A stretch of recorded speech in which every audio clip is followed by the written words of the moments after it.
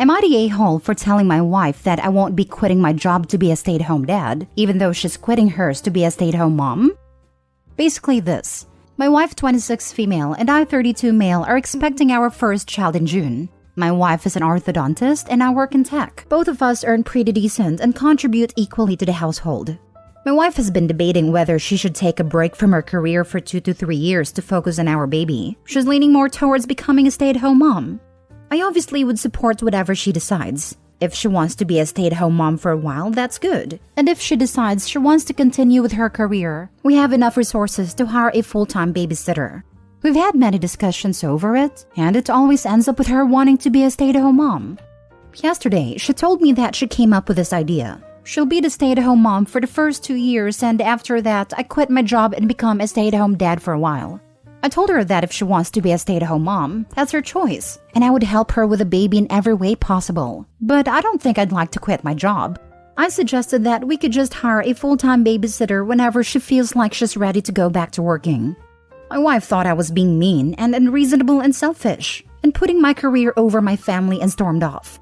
I did try apologizing for arguing because I don't want to make her so upset during this phase of the pregnancy, but she's refusing to even talk to me. She's told about this to her parents, and I've been getting texts from them saying that I'm not treating their daughter right. Am I the a-hole? Now for the top comments. Not the a-hole. That's a delusional expectation for her to have. No one wants gap years in their resume without careful consideration, especially in the tech industry where everything is very fast-paced. I had a baby last March, and I work 1 day a week for this exact reason. No gaps. Luckily, I have a close relationship with my employers and they are okay with this. Not the a-hole. Not at all. Not everyone wants to be a stay-at-home parent. That's what she wants. She really can't expect you to stay home if she wants to stay home. Absolutely right. I would never want to be a stay-at-home parent. I love my kids, but I also like having a job outside of the home. It just wouldn't work for me, and that's okay. It's also okay to desire to be a stay-at-home parent, but you can't force that on anyone. Not the a-hole. You are supporting her choice. She should support your choice. If there were financial issues with taking care of the child, things could get more complicated. But as stated, that doesn't seem to be an issue here. Not the a-hole. Being a working parent does not make you a bad parent. She clearly wants to have a full-time parenting experience, and that's great that you can both make that happen. But it makes no sense to force either of you to do that if that's not what you want to do, especially when you have the resources for high-quality care regardless. Next story. Am I the a-hole for telling my fiancé that my friend's trauma is more important than her comfort? My best friend lost a parent a year and a half ago, which led him to a mental health crisis. Our friend group has been picking up the pieces ever since. He's doing much better now that he's in therapy, but he's definitely gone through it. What has complicated matters worse is my fiancé. It goes without saying that I love her, but she's the definition of a busybody sometimes. My best friend is a very private person. She knows something happened with him, but she doesn't know the details of what that something is. She probably never will, but because she's around me and my friends often as we live in the same house, she hears bits and pieces of the story and presses for more information. I try to circumvent this as best I can. For example, I step out of the room for specific phone conversations. But still, it's hard to limit the discussion about it sometimes. If it's necessary we bring it up and she's around in person, we'll refer to the Nolan situation without giving specifics. Nolan will also stop by my place at night when he can't sleep. This doesn't happen all that often, maybe twice a month. He'll text me or call me saying he's outside. I'll go sit with him and maybe smoke a little bit, then I'll head home. I wait up until I know he got home safely, then I go back to sleep. My fiancé hates this. She claims the phone calls always wake her up, which they don't. She just sometimes happen to wake up for the bathroom while I'm outside. And that me not being in bed is alarming. This brings us to last night. Nolan stopped by, and when I came back inside, my fiancé said she was putting a stop to it. She said all the sneaking around is making her paranoid. She doesn't feel like she can properly trust me or be a part of my friend group without knowing the details, and that Nolan needs to stop relying on me so much. I told her that no matter whether we're married, dating, whatever, she will never have any ownership over my friend's trauma, and that she was never going to be able to order me around in regards to it. I also said her comfort was less important than someone's actual physical well-being. She was obviously hurt by this and wanted to stay with her mom after work today. Am I the a-hole?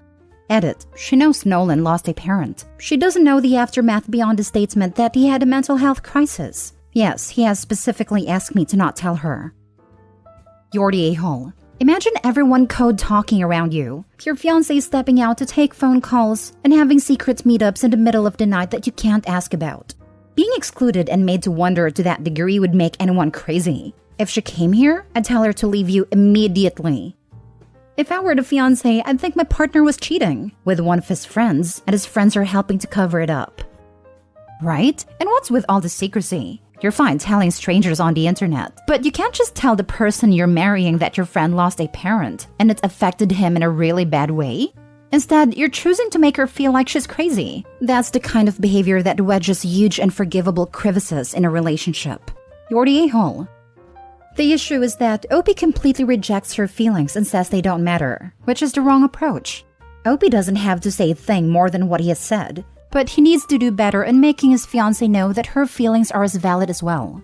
None of that involves saying anything more about Nolan's issue more than what he said. You're the a-hole. But honestly, I think Nolan is emotionally manipulating you at this point. There is a major difference between being intensely private and using this event as emotional leverage to get your group to drop whatever for him. Nothing bonds people like freaking trauma, but your whole friend group takes this to an extreme. After reading that Nolan only shows up to your apartment and reacting insanely to being asked, "How are you doing?" by your fiancé, it is not normal to lash out at that question even if you are private. It's a very normal question, and I'm sure he was asked by numerous other people than her. Opie, I really think you need to evaluate whether or not your friend is really emotionally needy or just doesn't want to lose you to your fiancé. Also, I have many other questions, but truly you're an unreliable narrator. I think we need to hear the fiancé's side to confirm my thoughts. So glad someone mentioned the friend's manipulative behavior. Wonder how supportive Nolan would be if someone else experienced a loss. Sounds like the kind of person who would make it all about them somehow. An entire friend group is dealing with this a year and a half later? Seriously? There's more here. Definitely an unreliable narrator. I took a look at Opie's replies and he said this: "I'll take a little sleep deprivation and a few yawns at work any day over not being there for someone I love." Is it just me, or is Opie way more invested in Nolan than his fiancé? Is Opie more in love with Nolan than her? If so, he needs to let her go for her own benefit. She should not be second-fiddled in his heart. Nolan is someone I love, but fiancé is a busybody? Yikes. Next story. Am I the a-hole? Sister-in-law wants to apologize 4 years later. So this one is a doozy. Buckle up, folks. So I met this woman, 34 at the time. We'll call her Jess, when I was 28. My brother Kurt, 24 at the time, also worked with us. He's a married man at this point. Her and I started sleeping with each other with no real crazy strings attached, but certain agreements nonetheless. If you're sleeping with other people, let me know, etc. Including a rule that she made, stating she'd never sleep with my brother. Well, a few months passed and it's my birthday, so I threw a party at my house. Weirdly, Jess, my brother and my brother's wife didn't show up and didn't answer any of my messages. Wouldn't you know it, Kurt was cheating on his wife with Jess. Not only did this create a tumultuous relationship with my brother, but I had to uproot my work environment for a new place and new friends as Jess lied and told people we never did anything together. So they thought I was a jerk. Then my parents even got involved and begged me, knowing what he did, to allow him to stay with me after his wife threw him out. Then Jess and Kurt get married. So now she's my sister-in-law. And in the 4+ years, she's never apologized. Kurt isn't the greatest there either. They have also never even attempted to be an aunt or uncle to their only nephew. In 4+ years, I think they bought him 1 present, maybe 2. They've never asked to visit, planned a day with him, nor even FaceTime to say hi in 4 years. Now, she sends me an email out of the blue, only after I've been saying for years how super insane this all is, to apologize to me. She didn't even spell my wife's name right in the email, nor acknowledge her lack of even attempting to act like an aunt or a family member. And I'm 100% certain her parents and family don't actually know the real story, and they've reached out to invite me to places, including ruining our family's Christmas with my parents by flying in, and my parents even chose to go over there, instead of being with their only grandson. Am I the a-hole for not supporting their marriage, attempts to have children, or general want for them to be around as a family in a way that could directly affect my family's life? Now for the comments. Somebody somewhere put pressure on your former lover to apologize to you, and she did do poorly. You don't have to know nor care who is pulling your strings. My guess is that they want something, but I am a suspicious person. Just because we are offered an apology doesn't mean we have to accept it. You would be a saint if you did. Are you a saint? You know you don't have to be. Not the a-hole. I am sure your life is rich and full even without your brother and his second wife in it. I bet they want money. He said they're trying to have kids, maybe infertility. I bet they want him to be the sperm donor. Not the a-hole. To me, cheating with your sibling's significant other is a loud and clear "I don't care to keep you in my life anymore" declaration. If my sister did that, I'd accept her for who she is and say, "Message received and registered, all the best," and honor her life choices by never speaking to her again.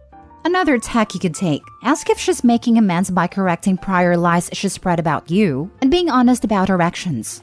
If the answer is anything other than a clear and full yes, say that you want to support her journey in living a better life. But playing along with her lies will only enable her to further hurt herself and others. So you'll wait till she's ready to begin an honest life. Then wait.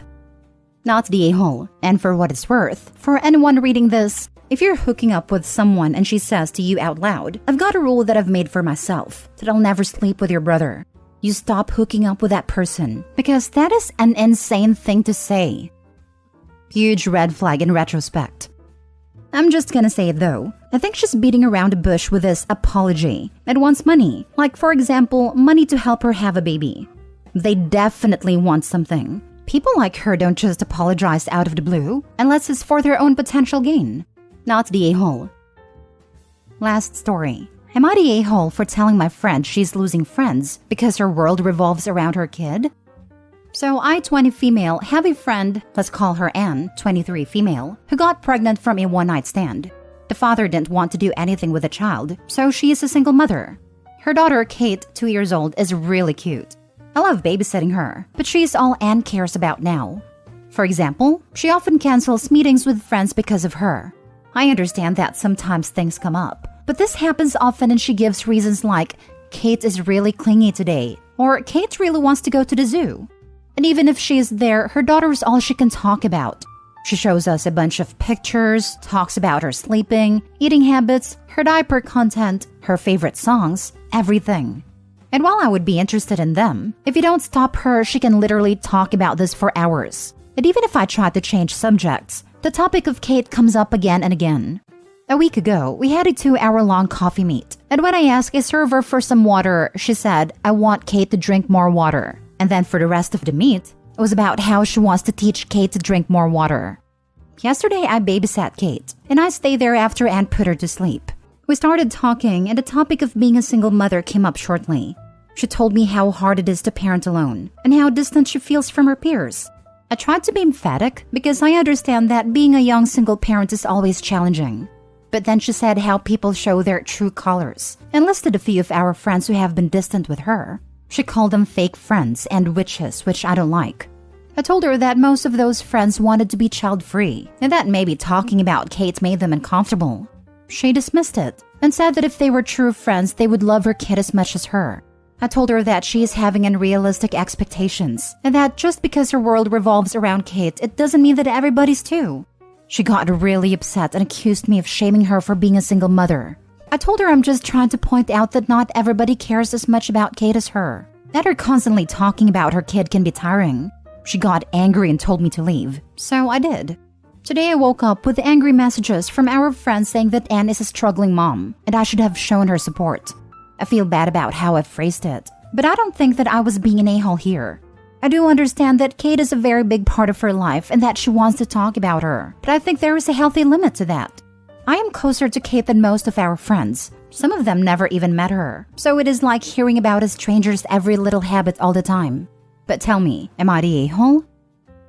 Not the a-hole. Unless you're drastically altering your phrasing for us here, what you said wasn't ridiculous. It was factual and valid.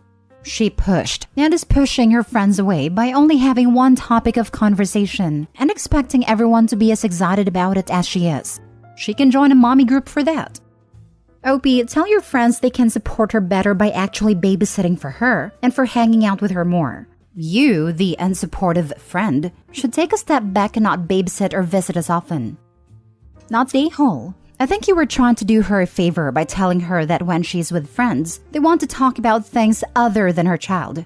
I mean, I get it. I was a single mom for a while too. But honestly, there were times I would go out with friends and absolutely not want to talk about my daughter or the mommy part of my life. I just wanted to be an adult hanging out with my adult friends. The friends that are blowing up your phone, do they have an issue with her going on and on about Kate? It is actually really weird because the same friends that usually complain about Anne talking about her child are the same friends who are angry at me. I think they feel like it's okay to say this when she doesn't hear it, but not okay to say it to her face. Not the a-hole. These friends are being fake. If you wouldn't say it to your friend's face, then you shouldn't feel comfortable saying it behind their back. You weren't shaming her for being single. OP, I dump all of your fake friends. Anne's going to come running trying to guilt you into babysitting again because the other friends that stabbed you in the back won't. And guess what your other friends will do because you won't babysit anymore? They'll try to guilt you too. How good of a friend is Anne if she's monopolizing conversations with her friends without their input? She's obviously not listening to any of you, except to steer your conversations back to what she wants to talk about.